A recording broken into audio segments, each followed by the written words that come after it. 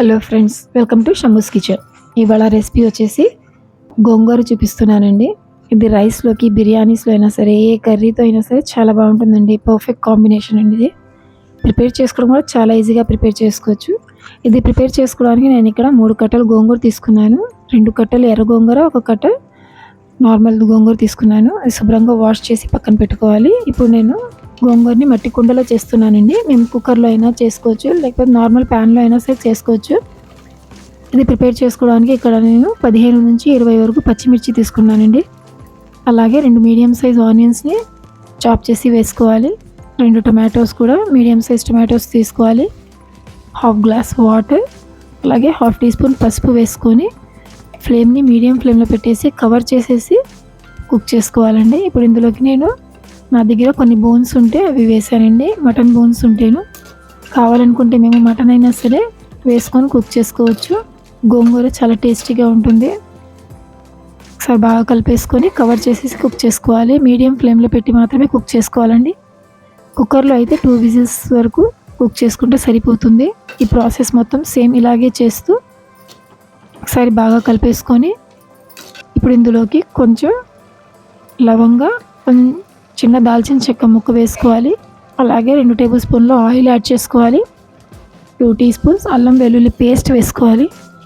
అల్లం వెల్లుల్లి పేస్ట్ కూడా వేసుకున్న తర్వాత అది బాగా కలుపుకుంటూ సాటే చేసుకోవాలండి. ఆయిల్ సపరేట్ అయ్యే వరకు, మంచి స్మెల్ వచ్చే వరకు, పచ్చి వాసన పోయి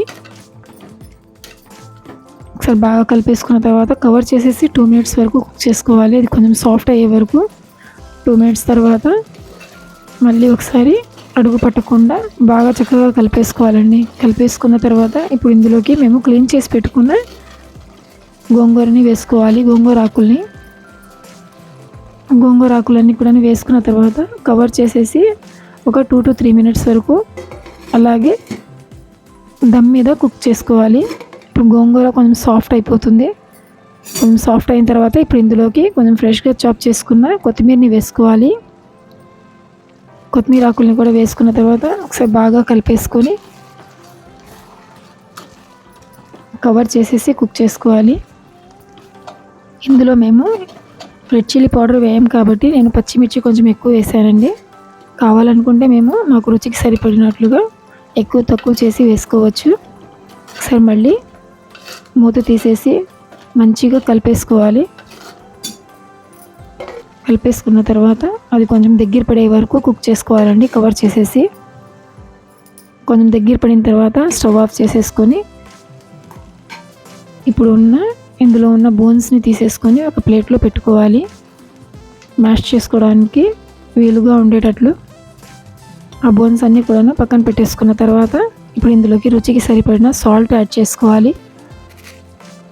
అలాగే కొన్ని ఫ్రెష్ కొత్తిమీర ఆకుల్ని కూడా వేసేసుకొని మ్యాషర్తో కానివ్వండి, బ్లెండర్తో కానివ్వండి మేము మ్యాష్ చేసుకోవాలండి. గోంగూర మ్యాష్ చేసుకున్న తర్వాత ఇప్పుడు అందులోకి మేము తీసి పెట్టుకున్న బోన్స్ని కూడా వేసేసి చక్కగా కలిపేసుకొని బౌల్లో ట్రాన్స్ఫర్ చేసుకొని సర్వ్ చేసుకోవడమే.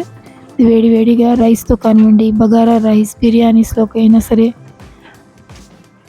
ఏదైనా ఫ్రై ఐటమ్స్తో అయినా సరే చాలా బాగుంటుందండి. సైడ్ డిష్ అందరికీ చాలా బాగా నచ్చుతుంది. ఇదైతే ప్రతి ఒక్క డిష్తో చాలా మంచి టేస్ట్గా ఉంటుంది. చేసుకోవడం కూడా చాలా ఈజీగా చేసుకోవచ్చు. మీకు కనుక ఈ వీడియో నచ్చితే లైక్ చేయండి, షేర్ చేయండి. ట్రై చేసిన తర్వాత ఎలాగొచ్చిందో కామెంట్ చేయండి. మరిన్ని సింపుల్ అండ్ ఈజీ రెసిపీస్ కోసం మా ఛానల్ని సబ్స్క్రైబ్ చేసుకోండి. Thank you.